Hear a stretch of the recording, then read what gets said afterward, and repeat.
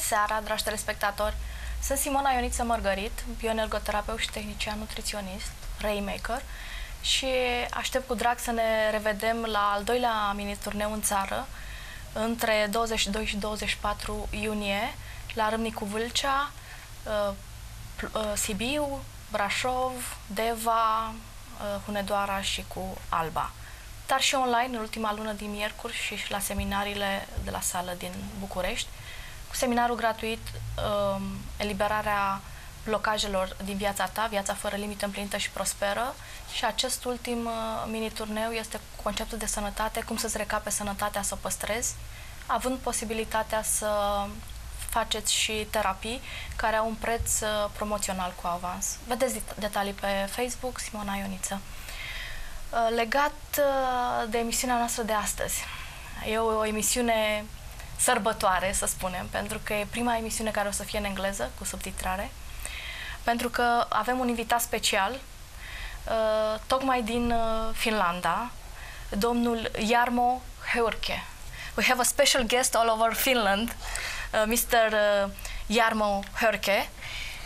He is a specialist, health product specialist, and is lecturing all over Europe, trying to show to the people, to the therapists, to the medicine, all the big picture of our life and how to keep our health in the best shape. That is true. Welcome here. Thank you so much. Nice to be here. Yeah, thank you for accepting the invitation. We have a lot to learn from you. He studied a lot in the lab, many products. Let's start with this special country, Finland. How is the health system there? Well, the health system in Finland is, let's say, fairly good, but I mean, we are dealing with natural products, of course, and holistic therapies and all that. So I'm more into these ways of improving health with nutrition, change of diet, change of exercise, and all these kind of that you can do yourself without medication. Yes, we are talking also all over our shows about how important it is to see the medical process and the recovering of the health like a holistic part. Exactly, yeah. Exactly. And in Finland we have, of course, the school medicine is very strong, and the doctors are very professional and they do a good work. But we also have doctors in Finland, they are called functional medicine doctors. They use also nutrition to help people. They use other kind of therapies, and they also use medicines, of course, if needed. So it's a sort of big picture that you take here. That's good. But unfortunately, you told me last evening that about this prevention part is still not so high level like I was expecting. Well, for yes. The thing is very that developed country. Among the doctors, in a way, it's a pity that the doctors in Finland they're not trained with the nutrition. Like in Germany, it's mandatory to make also another specialty like homeopathy or something to complement all those parts. So this is what we are going to. We are trying to help people in this to help themselves. I mean, you can change your life a lot by changing your diet, your stress management, improving exercise, and of course using certain food supplements to support it. Of course. It's very important, the education. Also, that's the role of these shows that we have in Romania, because only like these people can open up their mind and understand how important it is to understand actually that an apple now has almost nothing from those vitamins that were 20 years ago. So we need not only like moving, making, exercising, and we need also supplements and good nutrition. Yeah, that is true. I mean, in Finland, many people say that you get everything you need from food that you eat. But the thing is that the food these days, it's processed. It has a lot of different kinds of additives, chemicals, and we eat less that food because we don't do physical work that much. So That's the problem. And we also have this external stress with us. I mean, the radiation and mental stress, physical stress, and all the chemicals we need to we get in contact with in food and otherwise. And we need to help the body, the liver, the colon to cleanse. Some years ago, I read of a study made in Germany, because they wanted to see how much the normal food contains those elements that we need to protect our body. I mean, vitamins, trace elements, and these kind of things, minerals.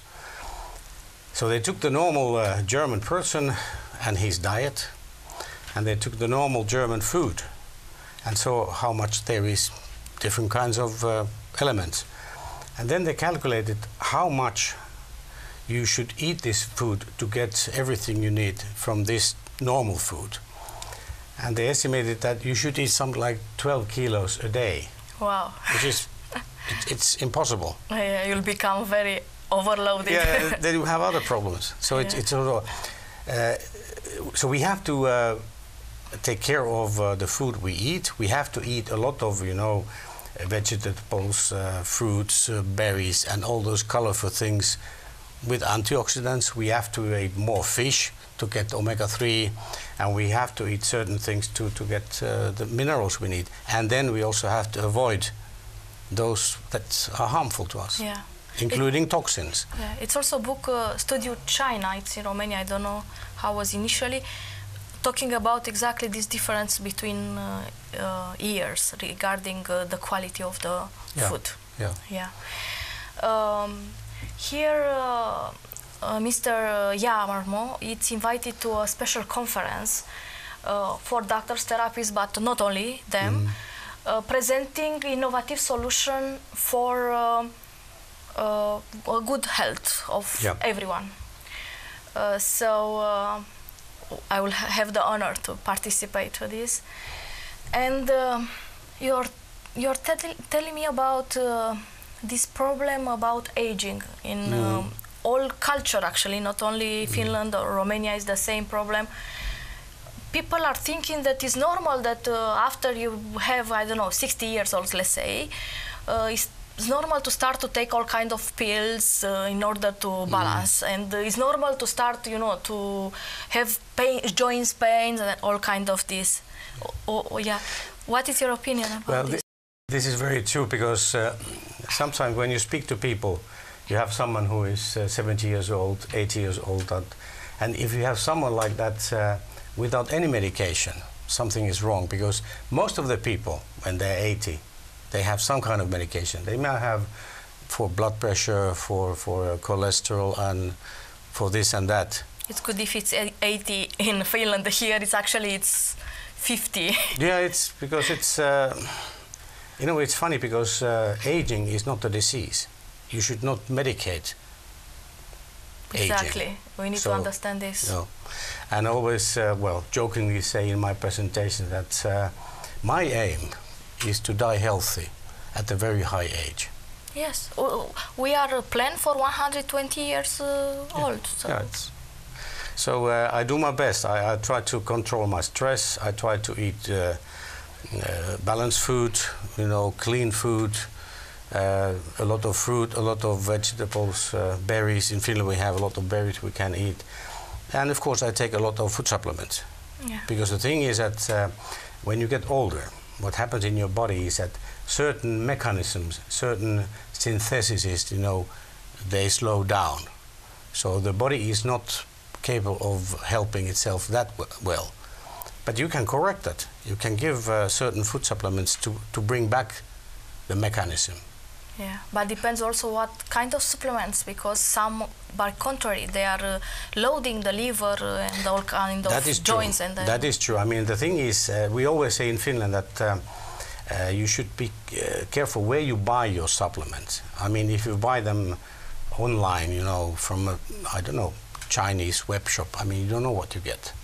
So you have to, in Finland we always say that you should buy this from the pharmacy or from a local health shop. Because in Finland the health shops, they are extremely well controlled. I mean, the business is controlling itself, so you know what you're getting. They do it together with the authorities and you're safe. And of course, let's say the normal vitamins and such, they are not bad for your liver. Certain, let's say, strong herbal things could be. So you have to just watch out. Yeah, so even natural things, if it's overdoses, can cause overdose problems, is the key. Yeah. Anything too much is too much. Yes, of course. You have a great experience in the lab doing so many studies about pycnogenol, about selenium, about antibiotics, natural antibiotics, and much more.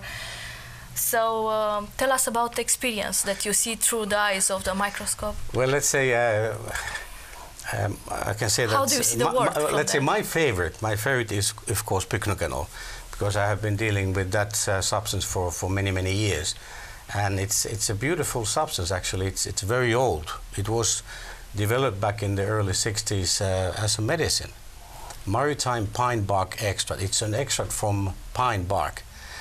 And it's a very strong and potent substance. And over the years, we have had a lot of studies. We have hundreds and hundreds of studies published in pharmaceutical papers.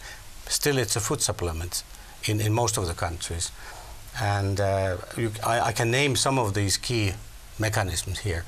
One is that it's a very strong antioxidant. It's one of the strongest water-soluble, natural, commercial antioxidants. More stronger than acai and all that kind of... it's called the mother of antioxidants in the world. So that's the one thing.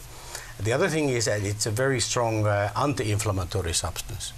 So it brings down the inflammation in your body. We will be talking about inflammation. And it also helps collagen to stay, elastic. With nice skin and good joints, no? Well, I can tell you a story. I mean, in Finland, the key area, the biggest area of use for pycnogenol is allergies, hay fever. And the thing is that hay fever, or let's say allergic reaction or asthmatic reaction, it is actually a very quick inflammatory reaction. So if you can suppress the inflammation, you will also suppress the allergic reaction. So that's why it's used. So that's why you have there also spray with pycnogenol. Yeah, there is also you can have it in tablets, and you can for children and for those who need quick relief. There is a mouth spray available. It's very handy. But the thing is, as you mentioned, the skin is that quite often it happens so that people they start taking pycnogenol for allergy, for hay fever. And after 2-3 months, you see it on the face because you have less wrinkles. Yes. Yeah. It will restore the elasticity of the collagen. And we have to remember that our skin is collagen. Also our veins and arteries are collagen. So you can also restore the elasticity of the veins, which is safe for you because then they are not so fragile, especially capillaries. And then the fourth mechanism is that it enhances the production of nitric oxide. Nitric oxide, it's a substance that the body is producing itself from amino acids, and what it does in the body is that it relaxes the endothelia in our veins. That means that by age, the production of nitric oxide is going down. So that means that your veins, your arteries are, shrinking. Yeah. Perhaps our colleagues will show an image to be more clear. Then you have higher blood pressure because the volume in the vein is less. It's less, yeah. But pycno is doing it enhances this synthesis, the production of nitric oxide, and so it will open up the veins. You will have a better blood circulation. You have better flow of nutrients and oxygen to the tissue, and also the removal of the waste from the tissue. Yeah. And the blood pressure goes down. No clotting. It also prevents the clotting of the blood. So that's one mechanism. And diet was something. Then the fifth is that we have this enzyme in our body called alpha glucosidase, and that is something that makes our the starch, or let's say the carbohydrate we eat, more quickly absorbable. Well, it's okay, but when you're diabetic, or you have a metabolic syndrome, you have this flowing of the sugars, so it can balance these movement and it brings down the sugars in your blood. Yeah. So you might say that if you have an individual group of people who would benefit most of pycnogenol, that would be diabetic people. So it's a simple substance from the nature that it's actually very simple, extremely has safe. Five very important roles in our body. Exactly. And it's very safe. I mean, it's extremely safe. I mean, you can never eat it that much that could cause you any harm. Yeah. So, and new studies coming all the time. New studies all the time. I mean, we have hundreds and hundreds of studies published already. So. Yeah, who is interested can ask. And it's also from New York Times, New York University. You show me something. There's a lot of things, and the thing is that you can combine that with many things, because I have to remind you that all the natural substances, they have a certain effect, and if you combine them, you have more effect. You have this so-called synergy plus effect. Yeah, 1 + 1 makes 3, you know. Exactly.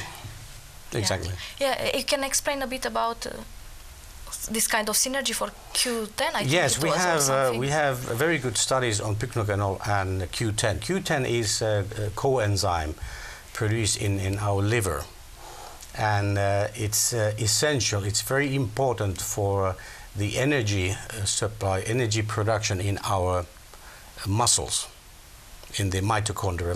They're like small power plants all over our muscles. Yeah, it's another interesting picture to see. Yeah, and you need also Q10 to have this production available. And the thing is that Q10 production, it's at the highest when you're 20 years old, and then it goes down. So maybe it's meant that we don't run that fast when we are older. But the thing is that our muscles, they get weak, our heart muscle gets weak, and our speed is slowing down. So lower energy because mitochondria is not working so well like it's supposed to. Because there is not enough Q10. Okay. And the Q10 is produced in the liver. You have this so-called path. It's a sort of production line. And at the end of the line, you have cholesterol, and you have ubiquinone. And when you use this cholesterol-lowering medication, the problem is that you cut the cholesterol production, but you also cut the Q10 production. Oh. And if that is already low, you lose everything there is, and your muscles don't work. So that's why to all evaluation I made, almost Q10 is there like a lower level. Q10 it gives you the energy. Yeah. The thing is that if you combine that with pycnogenol, it makes a beautiful combination, and we have nice studies on that, especially when it comes to heart health, especially if you have a heart failure. So that the heart muscle, the left chamber is not working properly. It's hard, and the way this develops is that when you get older, that might also happen in the younger age, you have this reduced production of nitric oxide, which is doing that your blood pressure is going up. That means that the heart must pump harder because the arteries are so small. So the heart muscle gets tired and it wears out. And then the wall of the left chamber is getting hard, and it cannot pump anymore. And basically you can, let's say, evaluate or list the severity of the heart failure in 4 classes. That's developed by the New York Heart Association. It's called NYHA, NYHA classification of 4. The stage 1 is that even, let's say, a moderate exercise will make you tired. You cannot move. Class 2 is that even the slight, let's say, exercise will make you tired. Class 3 is that even the normal daily routines, washing and putting clothes on, almost impossible. And class 4, you are in bed, and that's it. And we have this study on this combination, and it works both ways. Q10, this is a combination of Q10 and pycnogenol. Q10 is giving power to the muscle, to the heart muscle, so it can pump more. And pycnogenol is opening the veins, so you have more blood going, so easier for the heart to pump. And pycnogenol also restores the elasticity of the heart wall, so that it's more elastic. Okay. And then also Q10, that prolongs the activity of this nitric oxide produced by pycnogenol. So they work very nicely well.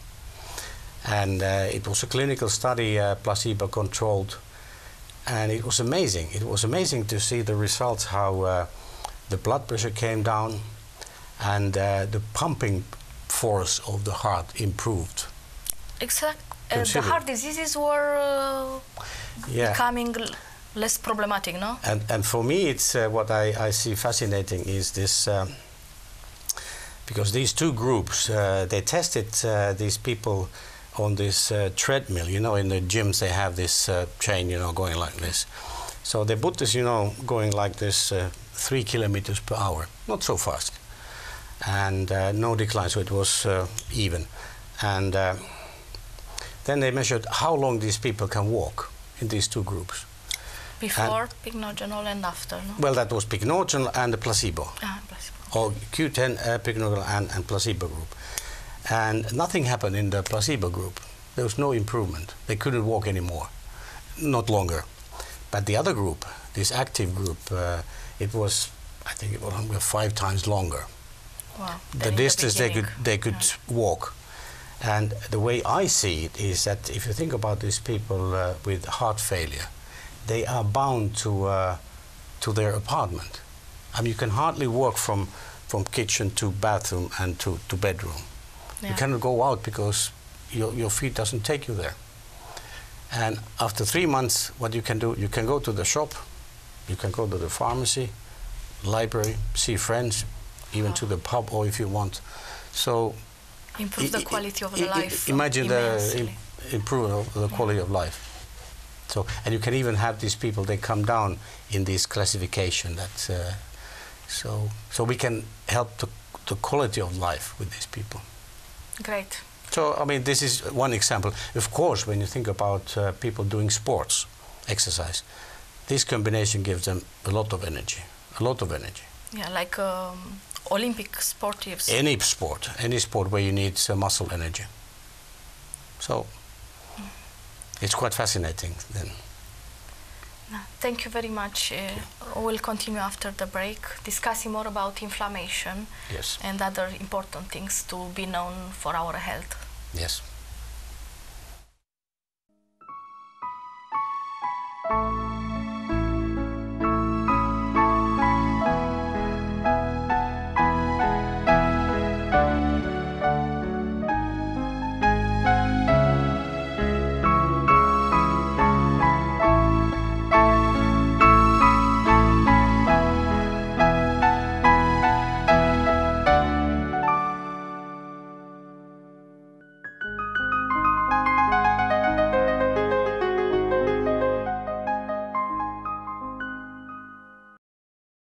Hello, we are today with Mr. Jarmo, health product specialist, that is teaching us all over from Finland about how to keep our health in the best shape. And we promise to talk about inflammation, about stress, because are very important in Romania also. Yes. What about this inflammation that actually many people don't know too much? Well, let's say, we can say that it's called even silent inflammation because it's so well hidden.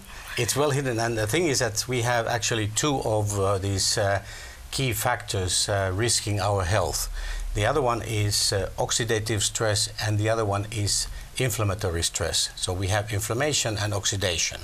Well, oxidation is that when we don't have enough antioxidants in our diet, That means that we have our body is deteriorating too fast. So we grow old too fast. Inflammation is something that is in our body automatically. We need the inflammation. Actually, we need the inflammation. I mean, you might think that inflammation is something we don't need. Yes, we do, because inflammation is the body's own way to fix the problem. Let's say you might have a damage, a fixed physical damage, a cut or something, or you can have, let's say, the heat. Temperature will damage your body, radiation will do it, allergic reaction will do it, and then the body is sending to this damage point, sending different kinds of elements, you know, cleaning elements, you know, and inflammatory elements to rebuild the tissue and all that. And the whole idea on inflammation is that you have a damage, body is sending things to fix it. When it's done, it has to go away. So you should never have inflammation stay in your body. And inflammation is mainly measured by or with CRP, C-reactive protein. Maybe it has happened to you or someone you know when the who kids is ill. are born, sometimes. Then you go to the doctor. Yeah. Doctor says, okay, let's check the levels of your CRP. I'm not sure if in the first day of living it's so relevant, like they said, but anyway. Yeah. Well, anyway, they can tell you how high is the CRP, how serious is your inflammation. That means that if you have the level, it's milligrams per liter in blood. So if that is, let's say, from 10 to 50, you have an inflammation. You have to do something about it. If that is from 50 to 200, it's a severe inflammation. Over 200 is really bad. So the doctor will make the medication prescribing accordingly. But the thing is that what is under 10, they say that it's so little, it doesn't matter. There's no harm. But there is, because it will do not any harm that minute or the next day. But if you have it in your body for a long period of time, one day the body will give up and something happens. So this is the silent chronic inflammation, which is a low-grade inflammation. And so normally should be under 1. I know. Well, I mean, we have in Finland we have this, let's say, the treatment protocol of these doctors I told you earlier, these functional medicine doctors, the holistic doctors. They have this protocol. Whenever they have a patient coming to see them for some reason, and they see that this person has clearly a problem with the chronic inflammation. So you have to take certain measures to bring down the inflammation and also other factors. And let's say the normal level is, they say that it's 3 is okay. If it's under 3, it's okay. But our doctors, they say that it has to be under 1. The thing is that the normal CRP lab test, it doesn't show very low values. So you have to have a special type of sensitive CRP. That starts from the 0. So you have to take that kind of test. It's a similar test, but it's a different measurement. Inflammation is like the body is responding to something from outside that it's bothering him, like what you eat, well, what you... Well, there are many factors actually how this develops, and I can list the factors. One of them is, let's say, when we get older, it's in a way automatic that the levels go up, because everybody has that. But it's not normal. As I said earlier, is that aging is not a disease. You should not treat it as a disease. And you have to help the body to keep down the inflammation. Usually by aging, the body mechanisms, they slow down. So the body is not capable of fighting the inflammation when it comes. So we have to help the body. And one of the reasons is the obesity. That means that we are too fat when we get older. And it's especially this so-called visceral fat, which is around your inner organs. Yeah. And if you think about why do we have this kind of fat in our body, is that maybe it's our evolution that has given it to us. Because if you think about a wild animal in the forest, when the wild animal gets food, it eats as much as it can, because you never know when you get the food next time. So in a way you make a storage. And we also have the same system in a way, meaning that especially talking about carbohydrates, because carbohydrates, that's energy. So we tend to have this, we eat too much carbohydrates, you know, potato, bread, pasta, these kind of things, and sugar. Rice, sugar is very dangerous. So the thing is, when we have carbohydrates, what we need that moment, the body will use. But the rest, which is extra, it's not wasted. It goes into our liver, liver changes it to fat and stores it around the organs. There it goes nicely, you know, when we move along and wait for the day that we need that. But It never comes. the day never comes, because we do it every day. So in a way, sort of, we pack ourselves with the fat. Big bellies. Big bellies, yeah. It's Usually. yeah, and the thing is that half of that fat tissue is inflammatory tissue. So we are carrying around with us a chronic inflammation like that. And the other thing related to nutrition, or what we eat, is the balance of the fats. Now I'm saying omega-3 and omega-6. We need both of them, but the balance is not correct in the Western diet. We have too much omega-6 and too little omega-3. I mean, where do we get omega-3? From fish oil. That means that we are not eating enough fish. And not only, there are natural sources also. Yeah, the thing is that like in Finland, I always say that in Scandinavia, let's say 500 years ago, the normal Finn ate 1 kilo of fish every day, because there was nothing else available. And good fish, not so with mercury and exactly, others, because you are in very north and close to Antarctica. But nowadays, you don't see anyone eating 1 kilo of fish a day. I mean, you have to go to the Eskimos, of course, but not in Finland. And so we don't have enough omega-3, because omega-3 as a substance, what happens if you have an inflammation in your body and you increase the omega-3 intake, the inflammation goes automatically down. I mean, you can even control your cholesterol levels with that, because with cholesterol you have LDL, HDL, and you know the bad cholesterol, good cholesterol, and then you have the triglycerides. Yeah. So if you have high triglycerides and you start taking omega-3, it comes down automatically. And the first try this instead of jumping with medicine pills from pharmacy. Exactly. Something serious. Omega-3 is simple. Yeah. And it's good for your veins and it's good for your brain. I mean, we need omega-3 in our brain. Yeah, actually, I have also a friend that was working, doing tests with people here in Romania, many people, and it was like a shock for him, because there were many kids, especially, that had very high level of the report between omega-3 and 6.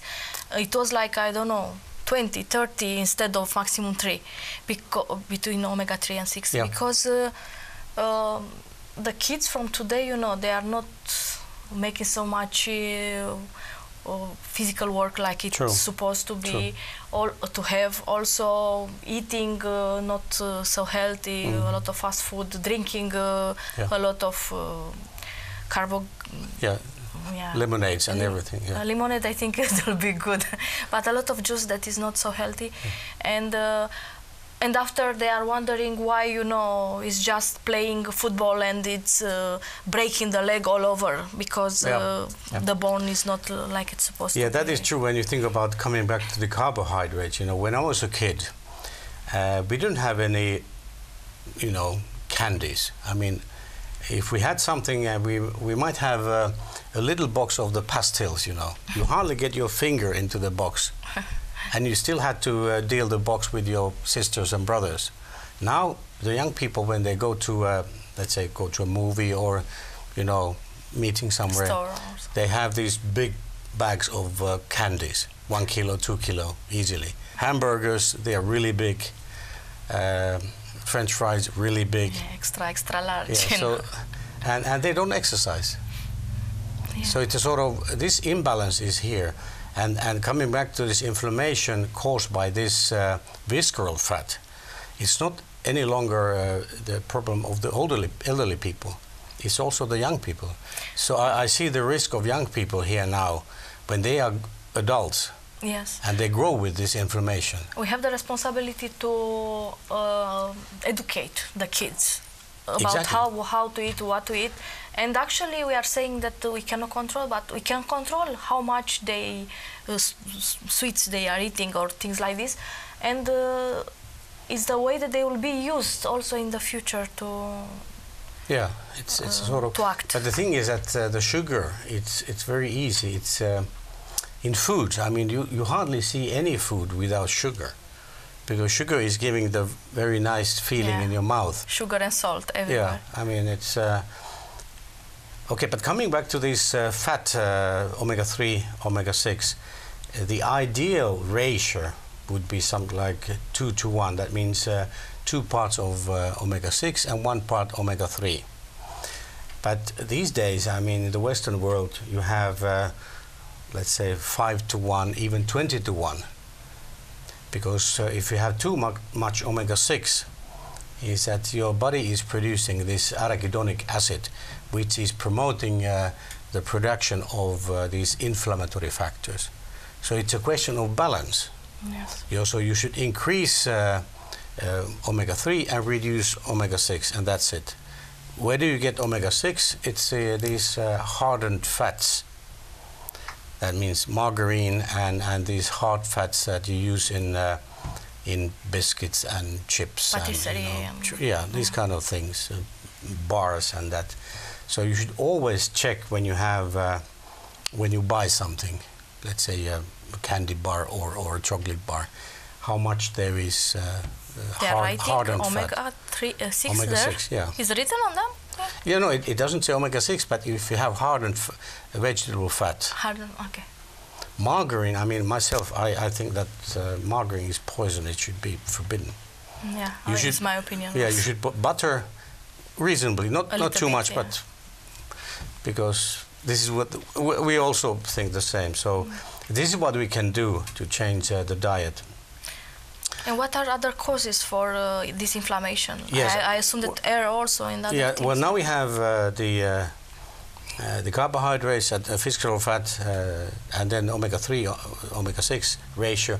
Then also the stress, physical stress and mental stress, related also to sleeping.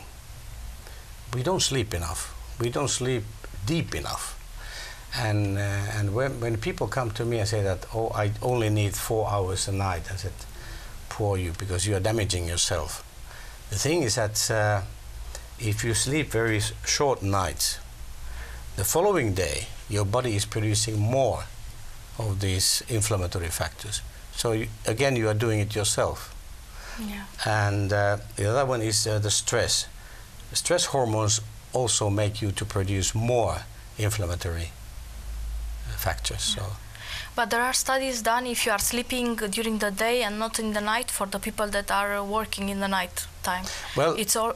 That's the problem. It's inflammation also. Yes, because you know, some time ago I was listening to a presentation in a congress that someone said that he was studying their sleep. He said that the shift work should be forbidden, because it's, if you work, you know, in 2 or 3 shifts, you know, many years, that will damage your body, because your body is all the time off balance. At least if it's just night shift, it's one, but usually they are switching and it's more confusing for the body. The thing is, you never sleep well, because it's you should sleep so deep that the body is relaxing, and the body has this sort of own detox system when you sleep very deep. Yeah, I mean, especially the brain. Yeah. And then the stress. I mean, people say that they like the stress. I mean, of course, you have positive stress and negative stress. You need some stress to be active and productive and innovative. But too much is too much. And you should be able to control your stress. I mean, quite often when you meet people on the street and you ask them, so how are you? What do they say? "Ah, I'm so busy." I said, I didn't ask if you're busy or not. I asked you how you are. So in a way, it's considered as a fine thing, a good thing that you are busy.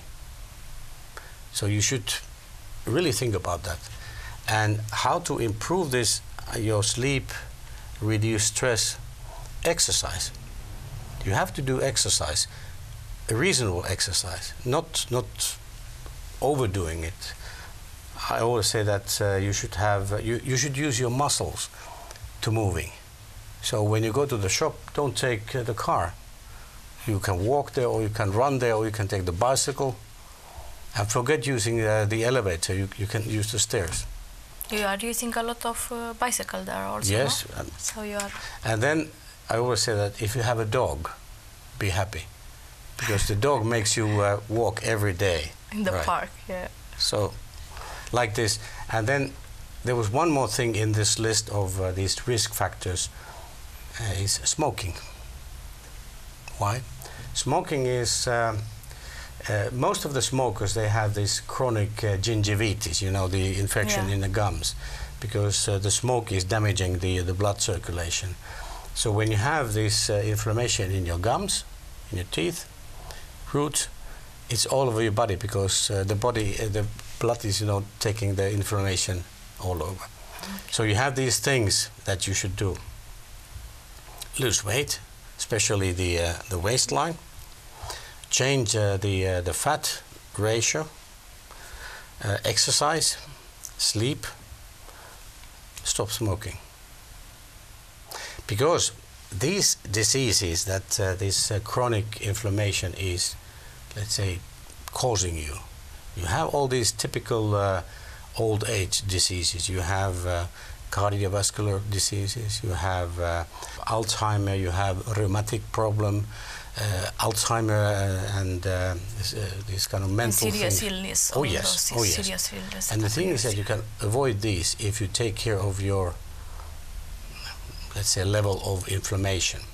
So in Finland, these doctors... So the inflammation is one of the main reasons of appearance of all these modern diseases? Yes. And the other one is oxidative stress. Yeah. Acid body is caused by inflammation, or it's not related? Not really. I mean, it's you should also control your acidity. That's true. That's true. But then I always say that treating this or taking care of this problem is it's not only food supplements, because food supplements are supporting this process. You have to make the changes in your life, and then you take some food supplements. Of course, pycnogenol, that's the best in this. And I mean, as an antioxidant. Yeah, the spray helps also with it does. This inflammation of GGP. Exactly.